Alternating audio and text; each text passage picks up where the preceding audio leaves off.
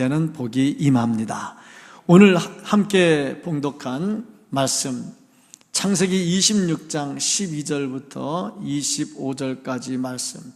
이 말씀을 보면 믿음의 조상 이삭이 하나님께 얼마나 많은 복을 받았는가 하는 것을 기록한 말씀입니다. 이 말씀이 기록하기를 이삭이 농사하여 100배나 얻었다, 그렇게 말씀을 하고 있습니다. 이 100배라고 하는 것은 하나, 둘, 셋, 넷, 50, 90, 100 그것만 의미하지 않고 하나님께서 주시는 최고의 복을 말씀을 합니다.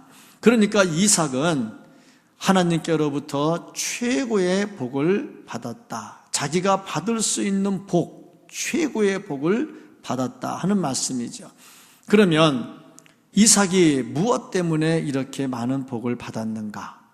또 이렇게 복을 받은 이삭은 어떻게 살았는가? 이 말씀은 우리가 어떻게 하면 하나님께로부터 복을 받을 수가 있는가?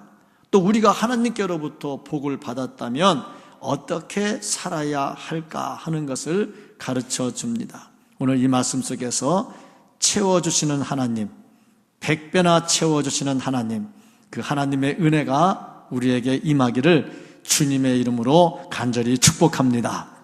이 말씀을 통해서 볼 수 있는 것, 100배의 축복, 100배의 축복을 받았다 하는 이 말씀. 성경을 보면 농사 지은 사람이 여러 명 나오는데 제1번이 가인이라고 하는 사람입니다.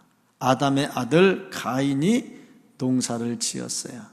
그 다음에 나오는 사람이 노아가 홍수 후에 농사를 지었습니다. 그리고 그 다음에 농사 지었다 하고 나오는 사람이 이삭입니다. 그러니까 농사를 지으면서 하나님께로부터 많은 복을 받았다 말하는데, 이 당시에 이삭은 농사 짓는 문화의 사람이 아닙니다. 이 사람은 유목민입니다. 돌아다니면서 양을 치는 사람, 그러니까 한 곳에 정착해서 사는 사람이 아니라 여기저기 돌아다니면서 사는 유목민이었습니다. 그런데 농사를 지었다, 이 말은 무슨 말이냐면 삶의 패턴이 바뀐다는 겁니다. 유목민은 돌아다니는 생활이지만 농사는 이제 한 곳에 정착하겠다는 겁니다. 정착한다는 말은 무슨 말이냐면 안정을 추구하는 삶을 살겠다 하는 거죠. 그러니까 이삭이 이제 나이도 제법 많이 들었어요. 그리고 보니까 자꾸 돌아다니는 생활이 이제 지치는 거예요. 나이 들면 이사 가는 것도 별로 안 좋잖아요. 예전에 어릴 때는 학교 다닐 때 새로 전학 온 애가 보면 되게 부러웠어요. 왜냐하면 이사 왔으니까 전학 왔잖아요. 나는 언제 한번 이사 가보나 그랬는데요, 진짜 신물나게 이사 많이 다녔어요. 근데 이제는 이사 다니는 게 싫더라고요.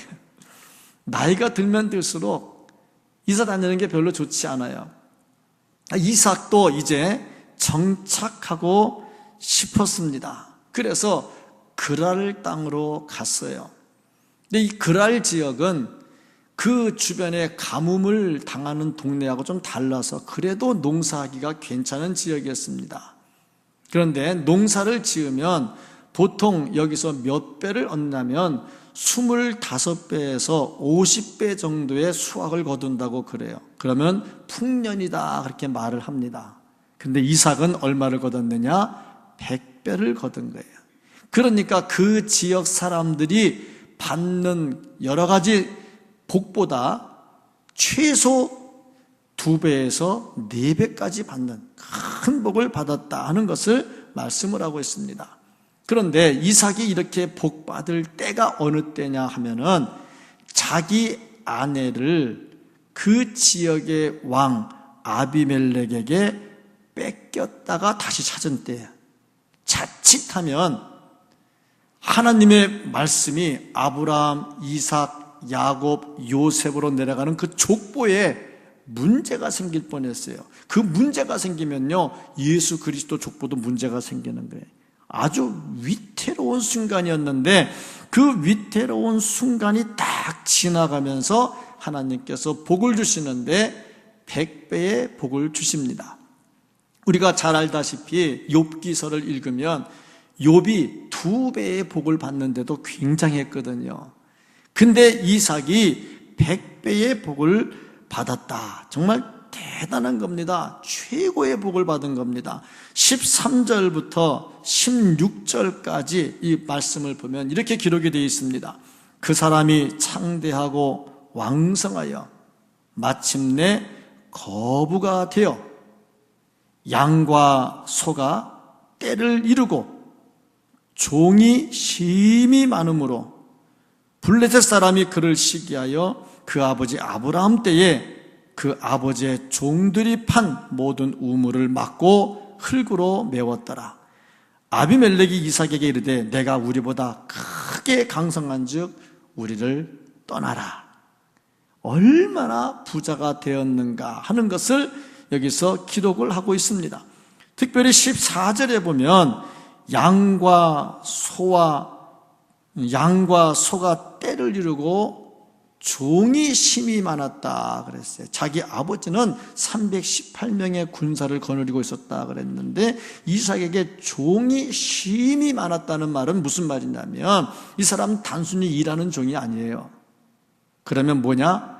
여차하면 전쟁까지 하는 그런 종들이죠.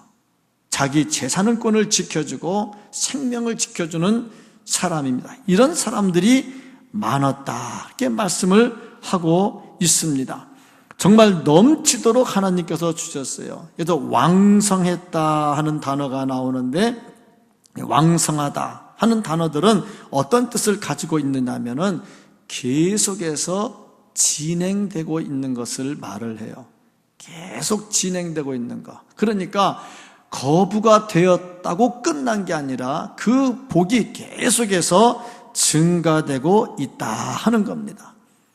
하나님께서 원하시면 우리가 100을 달라 할 때 100을 줄 수도 있지만 1000을 주시고 10,000을 주실 수도 있습니다. 하나님께서 이삭에게 복을 주시는데 얼마나 많이 부어주시는지 예수님은 누가복음 6장 38절에서 이렇게 말씀했습니다. 주라 그리하면 너희에게 줄 것이니 곧 후이되어 누르고 흔들어 넘치도록 하여 너희에게 안겨주리라. 하나님께서 주실 때는 감질나게 주는 게 아니라 넘치도록 주신다고 말씀을 하고 있습니다. 이삭에게 복을 주시는 하나님은 우리에게도 동일하게 복을 주기를 원하십니다. 이 복을 받아 누릴 수 있기를 주의 이름으로 축복합니다. 오늘보다는 내일이 더 낫고 내일보다는 모레가 더 낫고 영적으로도 강건해지고 육적으로도 더 강해지는 은혜가 있기를 주의 이름으로 축복합니다. 그러면 어떻게 이렇게 복을 받게 됐을까? 물론 복을 주시는 분은 하나님이시고 복의 근원은 하나님이십니다. 그럼 이삭은 어떻게 해서 이렇게 하나님께서 주시는 복을 받을 수가 있을까? 몇 가지 이유가 있는데 첫째는 아버지 잘 만난 거예요. 아버지 잘 만나는 것도 복입니다. 가끔 이런 얘기를 해요. 아들에게 너 좀 잘해서 좀 잘 앞으로 잘 되라 그러면 아버지를 잘 만나야 되는데 그런 얘기를 해요. 왜냐하면 출세하는 사람들 보면은 다 아버지부터 물려받은 사람들이 빨리 출세한대요. 아무것도 없는데도 출세하려면 아버지로부터 물려받은 거 몇 갑절해도 잘 될지 말지 그러더라고요. 세상에 좀 그런 것 같아요. 이삭을 보면 아버지를 잘 만났죠. 하나님께서 아브라함에게 약속하시기를 하늘의 별과 같이 땅의 모래와 같이 주면서 많은 것들을 약속을 했거든요. 그 약속을 그대로 물려받았어요. 자, 그러면 아버지 잘 못 만난 나는 뭐야 그러면 나는 필요 없네? 그럴 수가 없죠. 왜냐하면 내가 내 자식에게 잘 좋은 아버지 되면 되는 거 아니에요. 뭐든지 하나님께서 주실 때 참 대를 물려주신다는 것도 굉장히 큰 축복입니다. 우리가 받은 은혜 자식에게 물려줘야 되고 내가 가진 신앙 자식에게 물려줘야 되고, 내가 받은 복 자식에게 물려줘야 되는데 더 많은 복을 물려주기 위해서는 내 자신이 바로 서야 되는 거지요. 어쨌든 간에 이삭은 아버지로부터 좋은 것을 물려받았어요. 두 번째 보면 이삭의 그 성품입니다. 참 온유한 성품을 가졌다. 복 받으려면 그 성품이 좋아야 되는데, 이삭 같은 경우를 보면은 자기 거를 다 빼앗기는 상황에서도 굉장히 온유한 모습을 보이고 있어요. 모든 것 다 빼앗기고 가는데도 굉장히 온유한 모습을 보이고 있는데, 어떻게 보면 아주 바보 같은 정도로 온유한 모습을 보이고 있습니다. 근데 예수님께서는 말씀하시기를 마태복음 5장 5절에 온유한 자는 복이 있나니, 온유한 자는 복이 있나니 저희들이 땅을 기업으로 얻을 것이며 말씀을 했어요. 그러니까 하나님의 축복이 누구에게 임하느냐 하면은 온유한 자에게 임한다는 것을 볼 수가 있어요. 그러니까 복 받으려면 그 성품 관리부터 잘 해야 됩니다. 세 번째로 보니까 하나님의 뜻에 순종하는 사람이었습니다. 이삭은 하나님의 뜻에 순종하는 사람이었어요. 자기 아버지 아브라함이 하나님께 계시를 받습니다. 네 아들 이삭을 번제로 드려라. 그러면 아버지가 계시받은 거지 내가 받은 건 아니거든. 그런데 아버지가 죽이려고 하니까 하나님의 뜻이라면 내가 죽어도 좋습니다 하고 말을 하죠. 순종하는 거죠. 순종하는 자, 말씀에 순종할 때 하나님이 주시는 축복이 임하게 됩니다. 예수님은 하나님과 동등된 분이셨습니다. 그런데 하나님의 뜻이 뭐냐면 이 땅에 오셔서 십자가를 지고 사람들의 죄를 대신해서 십자가에 달려 돌아가시는 겁니다.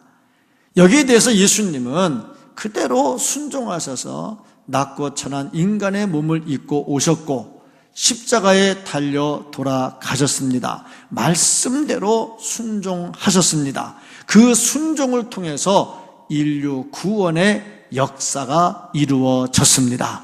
순종할 때 하나님의 놀라운 역사는 일어나는 법입니다. 그래서 순종해야 되는데, 우리가 복받기 위해서 순종해야 되는데 먼저는 육신의 부모에게 순종할 줄 알아야 돼요. 왜냐하면 육신의 부모는 하나님의 대리자입니다. 대리자의 말을 듣는 것은 보낸 분의 말을 듣는 거죠. 둘째는 우리의 영의 아버지이신 하나님 아버지의 말씀을 그대로 순종해야 합니다.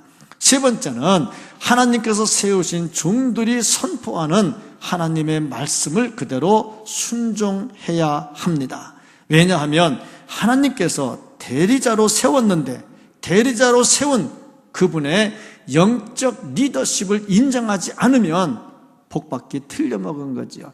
이스라엘 백성들이 출애굽 때에 모세의 지도를 받았습니다. 모세는 하나님께서 세운 대리자입니다. 그런데 그 모세를 따르다가 마음에 안 맞는 게 많아요. 세상에 모든 사람 다 마음에 맞는 사람이 어디 있어요? 다 마음에 안 맞지요. 그러니까 모세가 마음에 안 맞아요. 그래서 모세를 대항합니다. 대항하다 다 멸망을 당했습니다. 왜냐하면 모세가 능력이 있기 때문이 아니라 하나님이 세운 사람은 하나님의 대리자인데 그 하나님의 대리자를 거역하니까 하나님을 거역하는 게 돼버렸죠. 결국에 그래가지고 다 광야에서 멸망을 당합니다. 우리가 복 받으려면 하나님의 말씀에 순종해야 되고 영적 리더십을 따라갈 수 있어야 됩니다. 그래야 복을 받게 되는 거죠. 그 다음에 네 번째로 보면은 12절 말씀을 보면은 여호와께서 복을 주심으로 하는 말씀이 있어요. 그러니까 복 받는 비결은 내가 성품이 좋고 내가 순종하고 내가 부모 잘 만나고 그것도 중요하지만 더 중요한 것은 여호와께서 복을 주셔야 된다 하는 겁니다. 여호와께서 복을 주지 않냐시면 받을 수가 없지요. 이렇게 하나님께서 이삭에게 특별한 은혜를 베풀어서 복을 주신 것처럼 우리에게 특별한 은혜를 주셨는데 허물과 죄로 죽은 우리를 살리시고 구원하시고 천국 백성으로 만들어 주셨습니다. 이것만 생각해도요, 복 중에 최고의 복입니다. 이것보다 더 큰 복이 어디에 있겠어요? 내가 예수를 믿는 것, 내가 잘나서 예수 믿었습니까? 내가 똑똑해서 깨달아서 예수를 믿었습니까? 하나님께서 나에게 은혜를 주셔서 내가 예수를 믿게 됐고, 성경 말씀을 들어도 그것을 아멘으로 받아들일 수가 있는 거지요. 이게 복이지요. 그런데 이런 복 저런 복 이야기하는데 이삭이 받은 복은 100배가 중요한 게 아니에요. 그럼 뭐가 중요하냐? 하나님이 함께 하셨다는 게 중요한 거예요. 하나님이 함께 하셨다는 거. 많은 물질을 얻고 인기를 얻었는데 하나님과 상관이 없어요. 그러니까 복이라고 말할 수가 없습니다. 이삭이 100배나 얻었어요. 근데 하나님하고 상관이 없어요. 그렇다면 그건 복이 될 수가 없죠. 성경에서 말하고 있는 것은 뭐냐면은 하나님께서 함께 하셨다는 겁니다. 내가 아무리 많은 것을 가지고 있다 할지라도 하나님이 함께하지 아니하시면 그거는 복이 될 수가 없습니다. 요셉, 형들의 미움을 받아서 애굽의 종으로 팔려간 요셉. 요셉이 겪은 것은 청소년 나이에 17 나이에 종으로 팔려가는 아픔, 또 종으로 팔려가서 열심히 일해서 인정받을 즈음에 또 모함을 뒤집어 쓰고 감옥에 가고, 인간적으로 보면 다 꼬이고 또 꼬이고 되는 게 없습니다. 그런데 성경은 뭐라고 말했느냐면은 요셉이 가는 그 모든 것을 형통했다, 그렇게 기록을 하고 있어요. 창세기 39장 2절 23절 말씀을 보면 요셉이 형통했다 그랬습니다.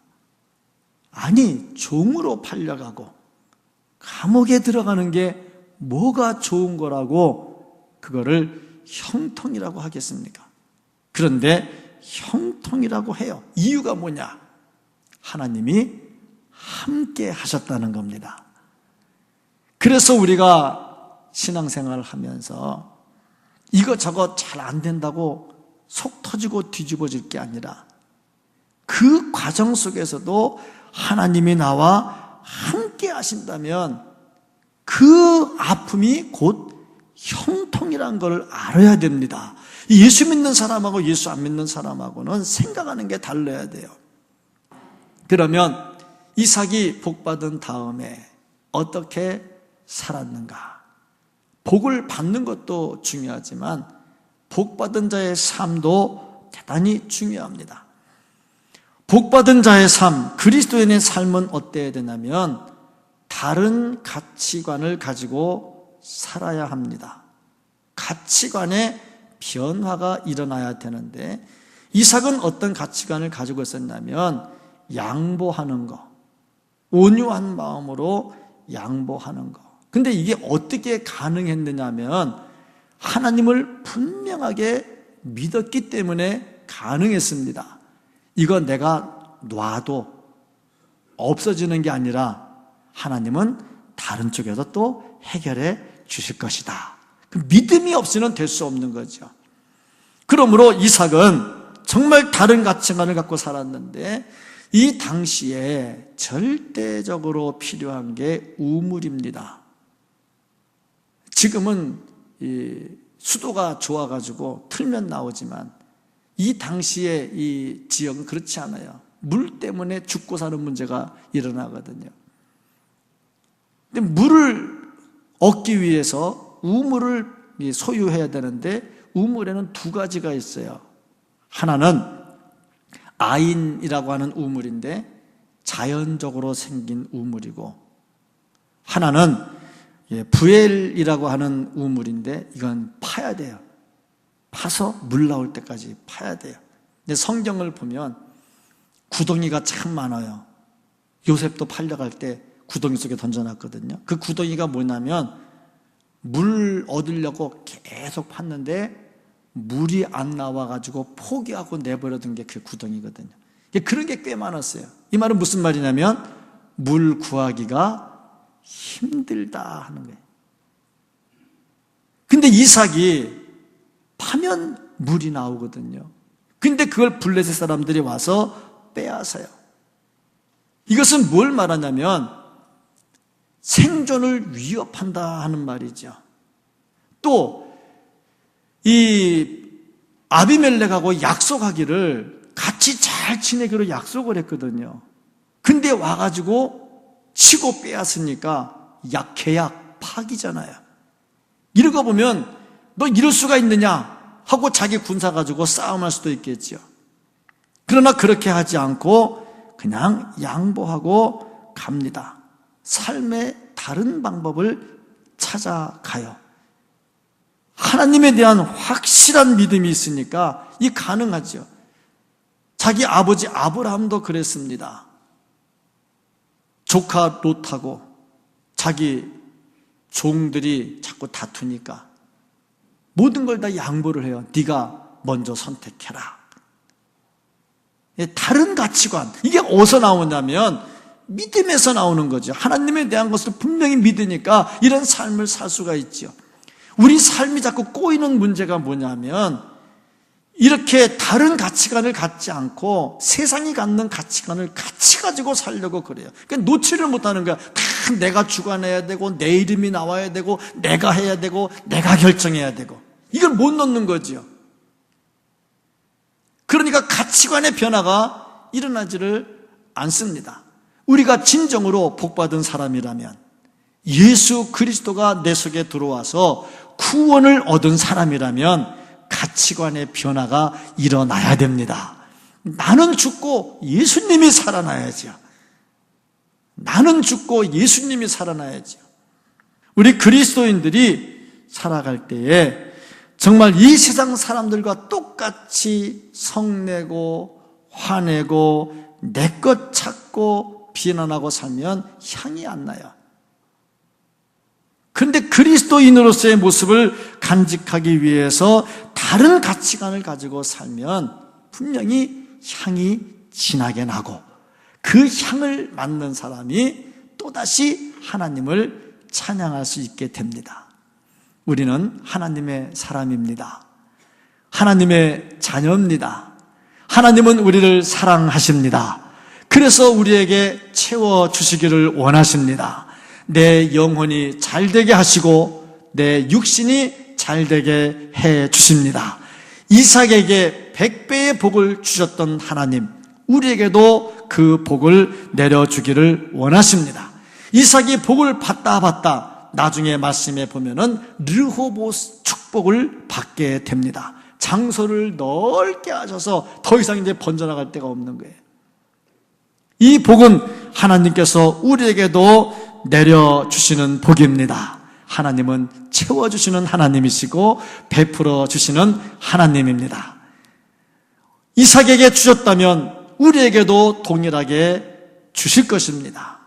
그러므로 우리는 이 복을 받고 이 복을 누리고 또 전해서 다른 사람이 하나님을 찬양할 수 있도록 해야 합니다. 잊지 말고 살아야 돼요. 하나님은 정말 우리를 채워주시는 분, 100배의 복을 내려주시는 하나님, 그 복을 우리도 받고 누리고 전하는 중심에 설 수 있는 우리 모두가 될 수 있기를 예수님의 이름으로 간절히 축복합니다.